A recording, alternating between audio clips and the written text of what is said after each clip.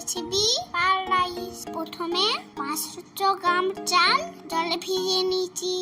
এরপর হাঁড়িতে জল গরম করে তার মধ্যে গোটা গরম মশলা দিয়ে দিয়েছি, 1 চামচ লবণ দিয়েছি, একটু সাদা তেল দিয়েছি। এরপর ভালো করে মিশিয়ে নিয়ে ভেজানো চালগুলো দিয়ে দিয়েছি। ভাতটা ভালো করে সেদ্ধ করে জল ঝরিয়ে নিয়ে কড়াইতে তেল দিয়ে গাজরগুলোকে লাল লাল করে ভেজে তুলে নিয়েছি। এরপর ওই তেলে বিনস ও ক্যাপসিকাম ভালো করে ভেজে নিয়েছি। এরপর কাজু কিশমিশগুলো একটু ভেজে নিয়েছি, একটা পাতায় ঘি দিয়ে মাখিয়ে নিয়েছি। এরপর ওর মধ্যে গরম ভাত দিয়েছি। তারপর গাজর, বিনস ও কাজু কিশমিশগুলো ছড়িয়ে দিয়েছি।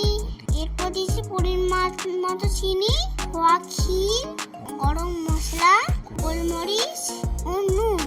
এভাবে কয়েকটা লেয়ার তৈরি করে নিয়েছি। শেষে ঢাকা দিয়ে রেখে দিয়েছি।